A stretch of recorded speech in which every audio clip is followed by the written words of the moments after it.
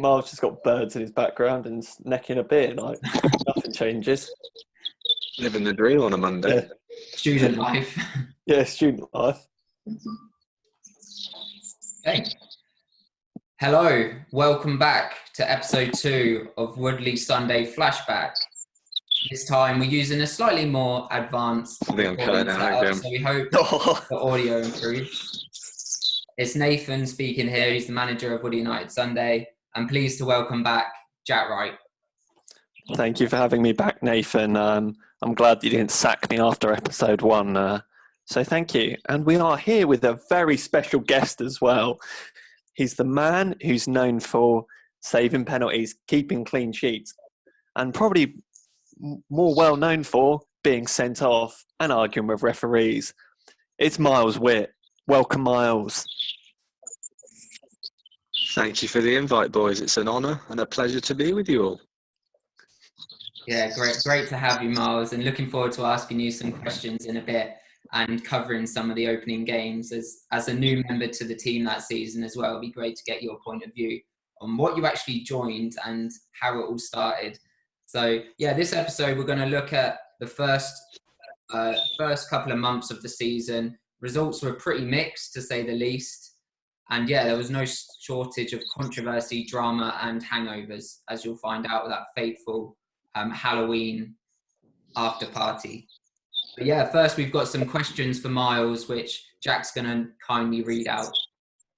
All right, Myles. So these have been sent in by the Woodley United faithful, aka Mike Bingham. So, first of all, Myles, how many career red cards have you got, and which one was your favourite, and why? That's a very good question. So I want to give credit to Mike Bingham where credit's due. Career red cards is a difficult one to remember. I think it's no more than 5, but it's definitely more than 3. In regards to what the favourite one was, it's got to be the one against, was it in the 16-17 season where Bracknell. I was wrongly, sent off for having a minor disagreement with the referee, who I strongly believed cheated us out of a vitally earned 3 points. We ended up drawing the game 3-3. We should have had a blatant penalty when Keiki was wrestled to the ground in the box, scratch marks all over his neck, like he was having some sort of weird sexual kinky thing with the defender. He probably was. Yeah, referee didn't give it.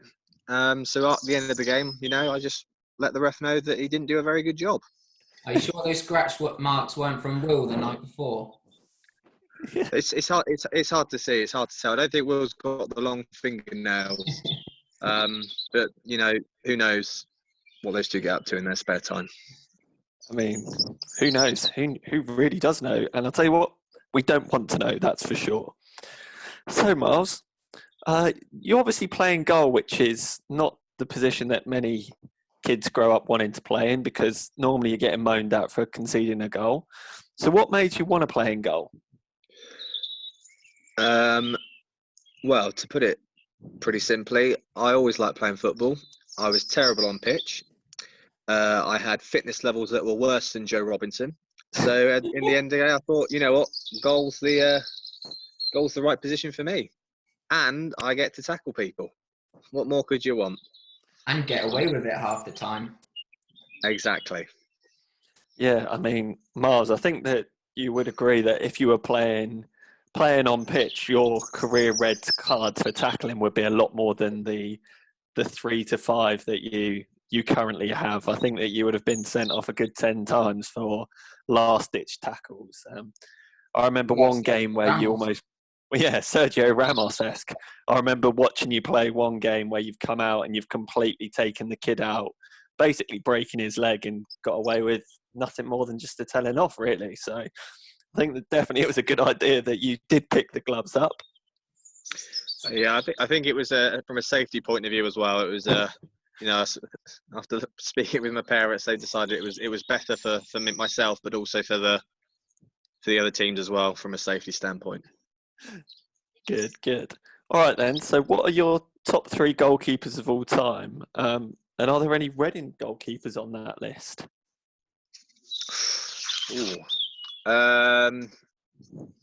Favourite goalkeeper, Oliver Kahn, hands down.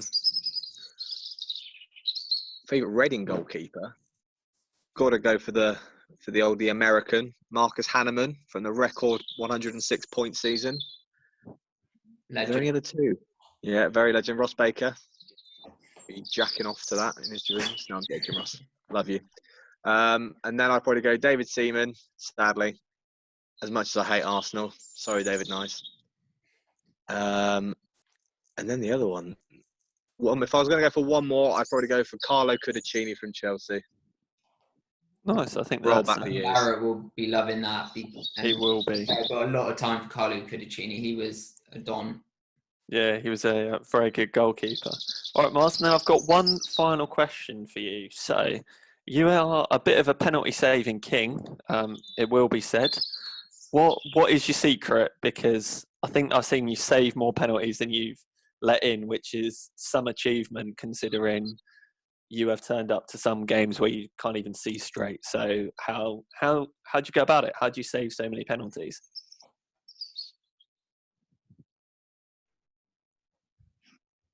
Oh no, we're just having a little connection issue again with Myles, who's sat out in his garden controversially. So hopefully we've still got him. If not, we might have to save that question for a few minutes, Jack. Yeah, we might have to save that one because Myles he's also on the beers right now. So he could be just not paying attention. Who knows? It's such a teaser though. Like, what is the secret to saving penalties? This is a question that plagues the goalkeeping profession. And we've just thrown out the biggest teaser known to man. And so we'll have to ask Myles when he rejoins in a bit.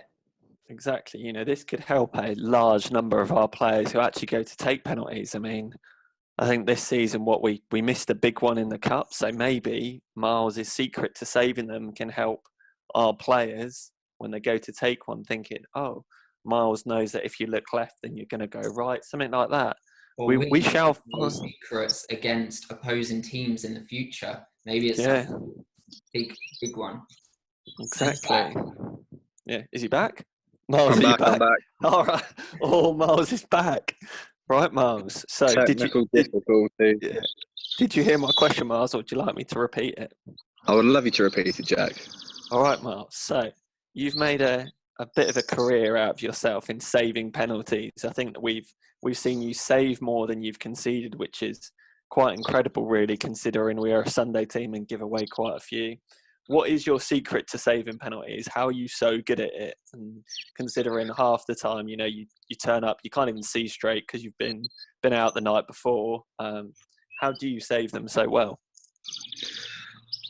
Oh, so it's a hard one. I'd say it's like 80% luck, but then it's 20%, you look deep into the striker's eyes, you look into his soul, and then you think, yep, I know where you're going. Maybe have a cheeky word with him, try and get into his head. Yeah. It's just as simple as that. I think it's all instincts, isn't it? If you can react quickly, just look for one little cue and just like take it, go with your gut instinct kind of thing. And Myles, I've seen him make so many important penalty saves, which sometimes don't really get the credit they deserve because they can be match changing. If your goalkeeper saves a penalty, it can change the complete flow of the game. So yeah, it's like that's one thing. Myles definitely probably the best goalkeeper I've ever seen for saving penalties. Yeah, I wouldn't fancy taking one against him, that's for sure. And actually, Myles, have you got a particular penalty save that's your favourite? Was there a striker that was giving you a bit of shit and you saved his penalty at all and you went up and celebrated in front of him or anything like that? Favourite penalty save? I can't remember if it was a league game or a cup game. It was against, I think it was Burfield. And it was at home. And I think it was the one where it was literally like a fingertip save. It hit the post and then it came back out again. So I think it was the same game that I came out and I cleared the striker out and I literally took his head off completely. I can't remember. I think it was a Burfield Cup game. And I might have saved two in one game. I think that was the two penalties in that game. which is Yeah. Wow. in itself. I mean, you saved more penalties than Matt Lee's scored goals from open play in the last 2 seasons in one game. So that kind of, that's a big achievement. It's 2 in 1 game. That's crazy. Yes. All right. So we'll move on then and start talking about those first few months of the season. And the best place to start really is with a game that would prove to be absolutely crucial come the final kick of a ball on the last day of the season, with what would turn out to be our title rivals. So opening day, always a fun game.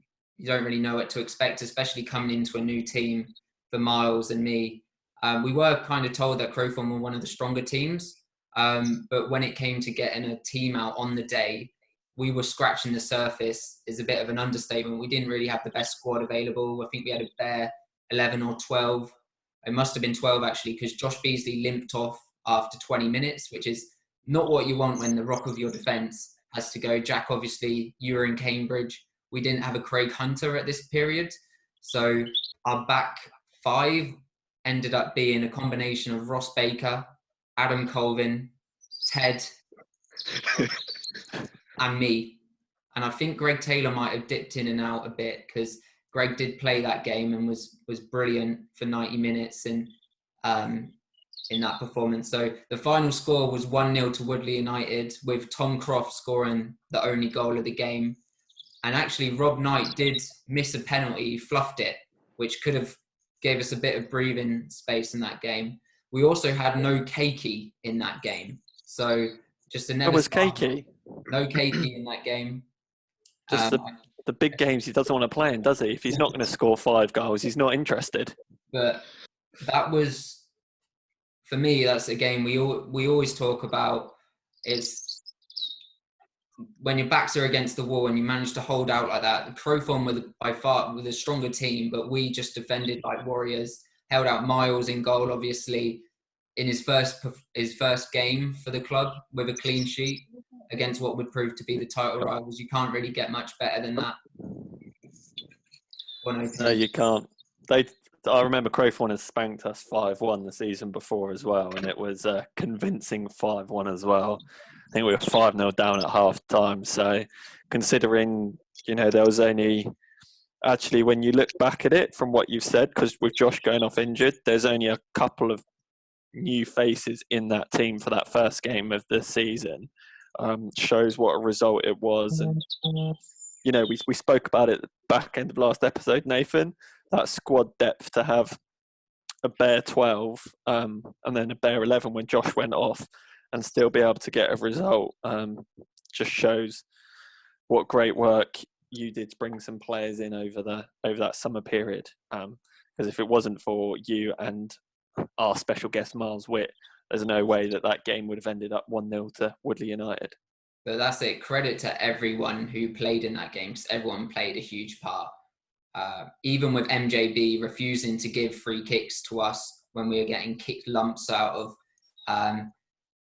So that was just a crazy way to start the season, but in a really satisfying way, and one that would prove, as I said, absolutely crucial when you win the league by a point and you beat your rival on the opening day despite defending for 60 minutes or however long it was. Do you have any recollections of it, Myles? Yeah, it was one of those classic classic Sunday league games. Very rarely you get a sort of a 1-0 grind out win. Normally there's quite a few goals on a Sunday league match. It was one of those classic sort of games you see where you park in the bus and you just sort of play as best as you can. I think that's been the issue with the team we've had for, you think, going back to the 2016-17 season, again, even up to now, we've had the issue of not getting enough players on a Sunday of quality. And I think when I was going into that game and I saw the bench, to be honest, I was expecting the worst, because looking at how good that Crowthorne team was, if you were looking at it off a first glance, you'd think, okay, this is going to be a 4-5-0 battering for us.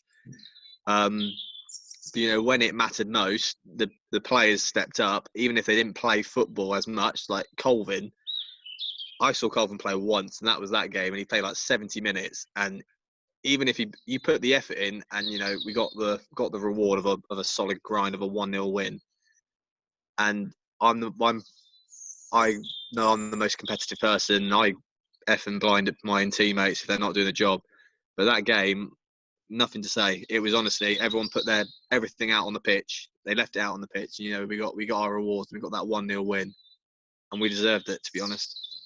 And there's a reason Colvin's nickname to me will always be Clean Sheet Colvin, just because of that game. And I remember with Myles and Greg before the game being a bit worried about how the game was going to pan out, and would that set the tone for the season had me made a wrong choice in joining the Sunday team, because if we can't even get a squad out for the first game, but by the end of the game we were all fully into the cause. We were all like, this is what we're capable of with a bare 12. What can we do if we start to get some key players back for the rest of the season? So it was a grind, but definitely a memorable one. Yeah, for sure. Even from my perspective, like obviously, as you said, I was in Cambridge, but the change in like you guys in particular from the week before, where you've had your -3 points, and you really questioning like why have you left a successful Sunday team and a Saturday team, sorry, and obviously Myles, you playing for a very successful Saturday team in Eldon. You're like, what have we done? Like, why have we done this? And then suddenly you got that result. And it was like, okay, actually, we've made the right choice here. Like, this is a team that will fight for each other. And, with a little bit of luck, like, we can have a really successful season. So, yeah, that was, actually, and maybe Rob Knight missing the penalty and it being 1-0 rather than 2-0. Had it gone 2-0, who knows what would have happened or anything like that. When you grind out a 1-0 win, as Myles said, like that can set the foundations for a successful year. Yeah, and to follow up that Finch disappointment of the points deduction was, and if we would have lost that game and have that amount of points after 2 games, we wouldn't have got close to winning the league, in my opinion. So having that win got our season back on track in the best possible way. Mm-hmm. So our next game, we went away to Bracknell Falcons, where the man of the day turned out to be Smudge, who unfortunately no longer plays for us, but he definitely made his mark when he did put on a United shirt. And everyone who was there will always remember it as the Smudge game, where I actually wasn't there, unfortunately. But Myles, maybe you're, and Jack, obviously you're in Cambridge. Myles, could you give us a bit of a overview of what Smudge did that day? Oh, so we were in the middle of so first of all, the game was a mission to find, because it was in the middle of nowhere, like behind Coral Reef, where I didn't even know there was a field you could play on. So we all rock up, and then surprise, surprise, one person wasn't there. Smudge didn't turn up. So obviously no one knew where Smudge was. No, he wasn't answering his phone, messaging him, couldn't answer the messages. Then finally, we got a response, and it was something like he was still in London, because he went out the night on the Saturday, and he was still in London, and he was like, okay, I'll try and get back for the game. If I'm there, I'm there. If I'm not, I'm not. Naturally, when you hear that response, you think, okay, well, Smudge definitely isn't coming, so right, let's just focus on the players we've got, and then we'll play. And then it got to like the end of the second half, we're all tied. It's a like end-to-end game, and then suddenly in the distance you see running over with his little sports bag Smudge Pie. He's somehow managed to get back from London. He's got his kit, he's ready to play. He's probably still steaming from the night before.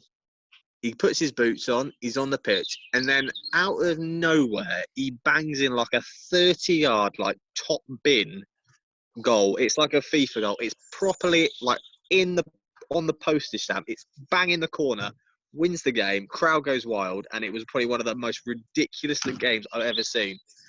And that's why we play better when we are either steaming drunk or we're hungover. It's just the Woodley way.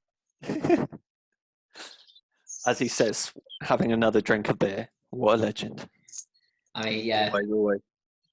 Smudge was quite quiet most of the time, but yeah, the way people reminisce about what he did that day was pretty iconic, to be fair. And just, it was actually a 2-2 draw, that game, rather than a win. So if not for Smudge, maybe it would have been a loss. But Smudge also picked up a yellow card for abusing the ref. So another reason Myles is probably in awe of him as his apprentice there. So yeah, a bit of, good to go on the road and get a point is okay, but you start the season with a points deduction, a win, and then a draw isn't ideal. All right, we'll move on. Next game, we returned home and we played Bracknell Titans, so yet another Bracknell team. You'll probably find us talk about Bracknell teams a lot because half the teams in the league begin with Bracknell. So we actually won that game 3-2. And Jack Wright, I've got written down, has scored an own goal in that game. So sorry, Jack.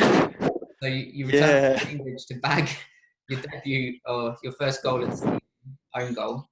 Yeah, I remember it fondly, that game, as you can tell. I think we went 2-0 up. I think that this was actually a really iconic game because it was actually the Nathan Bingham Glasses game, wasn't it? So you scored a goal with the outside of your foot that like spun and went in, and then you went and celebrated with the crowd with was it someone had a pink pair of sunglasses? Well, Wasn't they Will's? Was it Will? They're Will's glasses. Classic. But actually, they were sky blue, kind of. Sky blue, that was it, not pink. It's funny, we were all talking in the changing room, and then we looked around, and Will just, all of a sudden was, strolling in the changing rooms with sunglasses on, looking like he just... on tour. Yeah. His 5 layers on and his pair of sunglasses on, and I bet that you thought right then, Nathan. You thought if I score, I'm going to go and celebrate in these because was it George Rouse had this camera? So there was camera, and it was all set up perfectly. I scored and turned around. George was right there with the camera, grabbed those glasses off him, and it's quite an iconic picture. Actually, it's great. It brings back good memories. It is. Goes down in Woodley United folklore. The game then got a lot worse for me, as although we were 2-0 up at half time, I then went and put one in my own net. Myles just kind of looked at me like, to be fair, it's not a bad finish. Like the cross has come in and I've tried to get there. The striker's not really that near me and I've put it right in the bottom corner. And Myles doesn't know whether to laugh or shout at me really. So thankfully for me, he laughed. And then it went to 2-2, and I'm like, oh, fuck, I've cost us the game. But luckily, we went and banged one a bit later to get a 3-2 win, which, it started off so well, the game, and then got a bit ugly. But at the end of the day, like the third game in the season, you probably take an ugly 3-2 win because, when we look back, because the league was so close, like that point, as you said, the game before, Nathan, winning that game 3-2, those are kind of like the games that do make a difference as you go through the season, especially when it came down to, well, we'll find out exactly what it came your best to. And you're still gelling as a team. We're still getting to know each other. So those first few games of the season, you're not going to be playing your best football. You're not in your stride yet, and just getting points on the board is the most important thing at that stage, for sure. That's it. I actually think I was playing centre-back with Sam Offord that game. So that showed how many varieties of centre-back you had, the first 5 or so games of the season that, these players that are actually forgotten about, but their few minutes on the pitch actually contributed to the full end of the season. But yeah, let's move on to the next game because I don't want to talk about my own goal anymore. Just a reminder that Jack Haggerty was injured for the first bit of the season, so another defender was missing. Ross Baker having to step in. Right, yeah. Baker. Moving on. After we got dumped out the cup by Crendon, which God knows, I don't have no notes about that, so we'll have to move on. So we're going to move on now to a game that, in a way, turned our season around and kind of we hit rock bottom, in my opinion.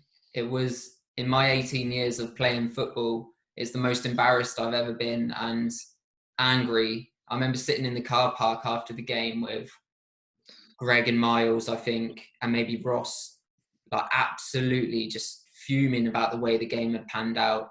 It was dire. It was absolutely dire on a terrible pitch and an awful performance. So we travelled to Silver Birch on in Crowthorne, and everyone knows it's a leafy, horrible, narrow, short pitch where the long throws get peppered into the box.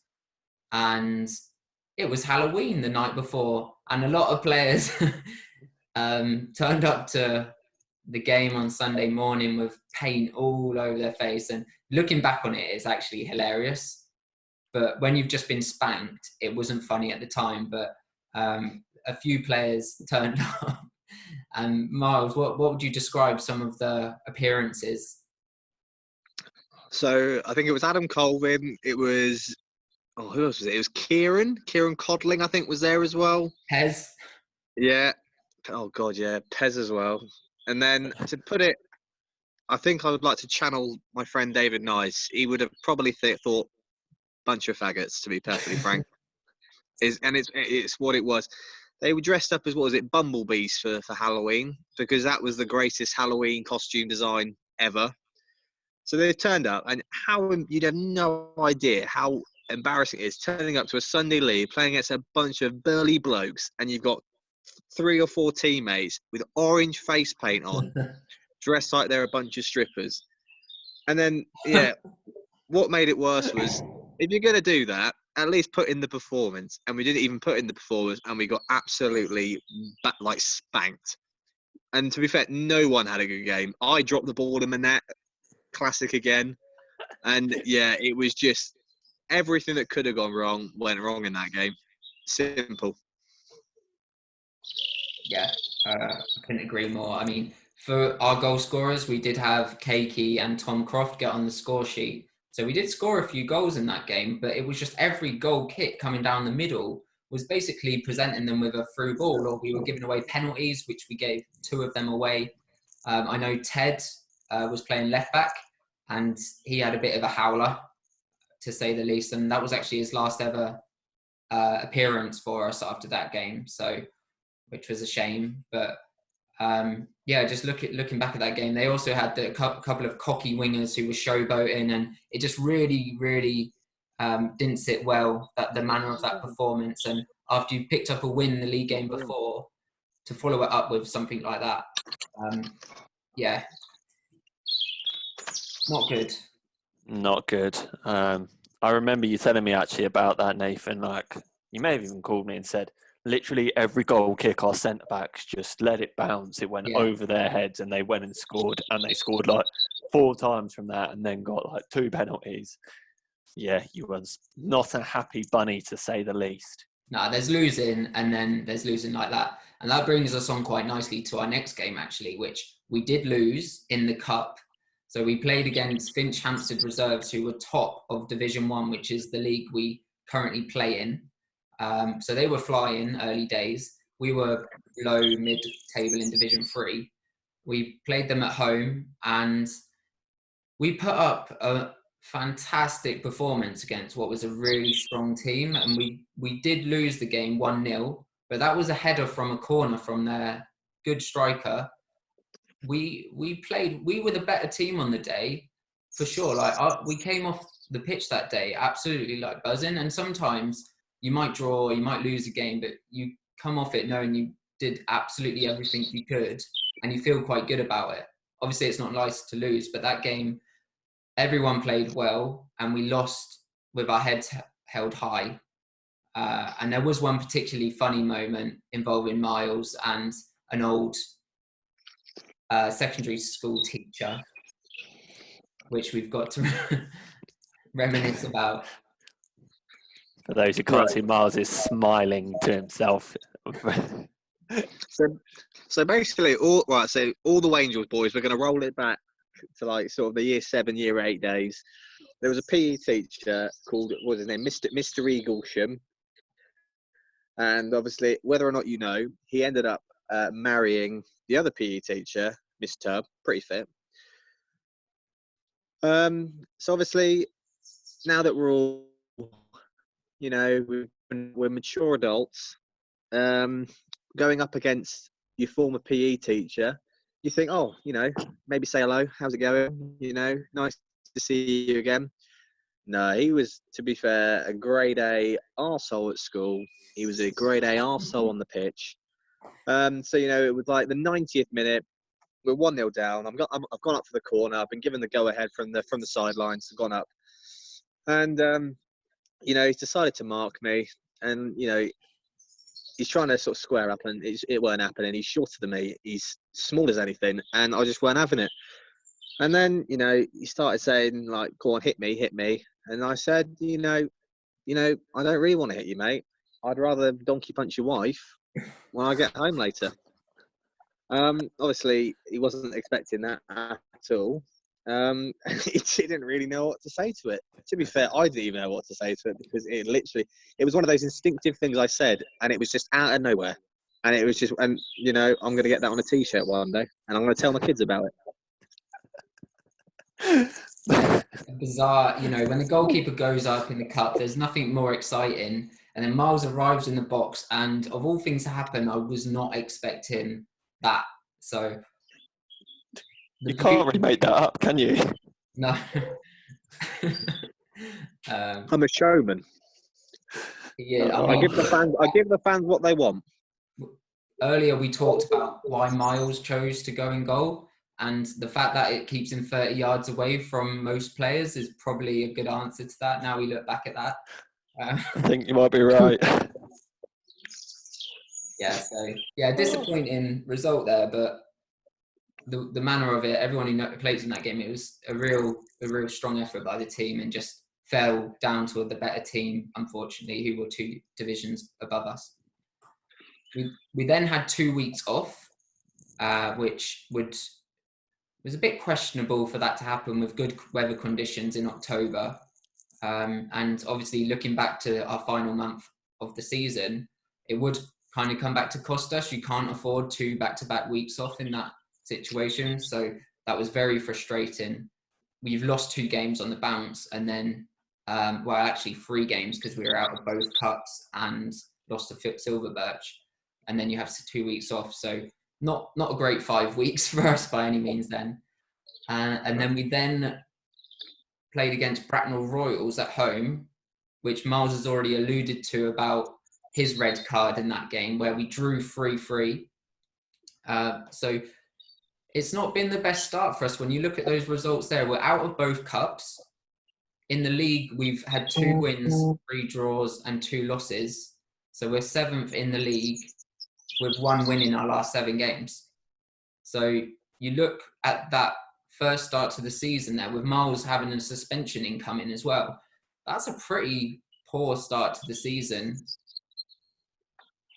And would you really think that you could mount a title challenge after that start? No, this is the answer to that one. I think that especially because there were other teams in the league, I think that actually had quite positive starts.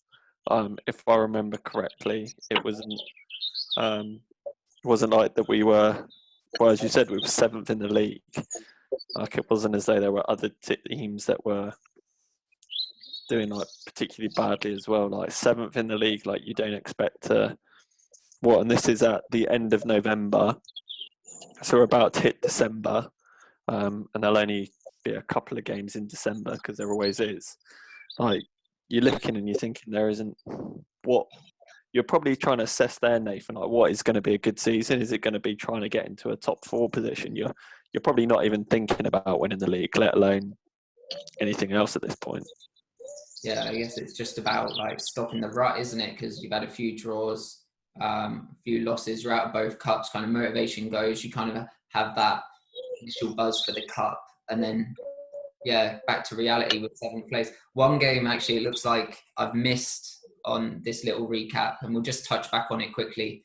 We drew with Winnersh, who were top of the table at the time, and they were playing really well at the start of the season. Winnersh, I think they were flying. We went to their place at Cantley, and we drew 2-2 with them in the end. But we should have won that game. Sam Offord scored with his belly, which was a brilliant moment. That game. Matt Lee corner onto Sam Offord's belly, and gave us the equaliser to 1-1. Then I got a header to put us 2-1 in the lead, and then the referee gave a really stupid late corner. Like, I can testify it was not a corner, and he gave it after we seemed to be playing so long of extra time, and their big centre back headed it in with an amazing header. So it was quite a tough way to end that game against top of the league, and just a never frustrating moment in that first start to the season. I actually picked up my first yellow card of my life after that Winnash, because I wasn't happy with the ref, as you can still probably tell by the tone of my voice when talking about that. So yeah, great anger there. so we're getting all the stress and annoyance out of our system in this episode, because when we look ahead to episode 3, it's much more joyful times, more wins, better performances, more goals. So let's get goals. We're all getting it out of our system now. Yeah, no, I think that it's an interesting start to the season, to say the least. But you would argue that actually, although there's, what did you say, 1 win in 7, maybe 2 wins the first kind of like nearly half of the season, there are some flickers of good things there. Beating Crowthorne and then drawing with top of the league when, on another day, another referee decision, and you win that game. It shows that actually the team can turn up in big games and can win, or at least get points when against teams that are supposedly stronger. And that result against Finch in the cup, that would have been a good 25 positions or so difference. Shows what can be done. And I think actually Myles, weren't there? There were glimmers. Yeah, there was. And actually Myles mentioned it earlier. It all comes down to what sort of squad are we putting out. Last episode we mentioned the new signings. Like, you haven't really mentioned any of them yet, except Myles and Ross. Like, are they turning up as much as we were hoping for, and things like that? And I think their availability got better as the season went on. So we'll find out in the next episode how we get on. Our next episode, we're going to look at another block of the season. So we've got 5 episodes in this season. This is episode 2, so we'll be halfway through in the next episode. We can also reveal our guest, which we'll have a new guest for every episode, hopefully. And the next guest is definitely a character. Again, I'm not sure how it's going to go with him, to be honest, because first of all, I don't know if he'll get the technology to work. Is it Matt Lee? Yeah, it is indeed. Myles. Yeah, is it actually? Oh no. Myles is bang on there straight away. So it's going to be chaotic with Matt on, but we'll try our best to deliver another good episode for you guys. Yeah, I mean, Matt doesn't even do online banking yet at the age of 27. So let's see if he can work Zoom. Good luck to us. Gosh. Anyway, thank you, Myles. Thank you, Jack, for joining us this evening, and all the best. Thanks for catching up. Yep. Thank you very much, Myles Witt. And let's see if you get any more red cards or yellow cards as the season goes on. I have to win my place back for a Matt Pack. Watch out. You hear that, Matt? He's calling you out. We look forward to seeing that. And good luck, Myles, with all your uni assignments. And much appreciated. Hopefully Clark's opens back up soon. Oh, I know. Yeah, I know. Come on. Don't do me like that. I've got him there. Yeah. Sign off Dave at the last. Don't worry. No one will listen this far, Myles, so don't worry. It's all good. I didn't throw it in at the start. Great. All right. Thanks, guys, and catch up soon. All right. See you later, everyone.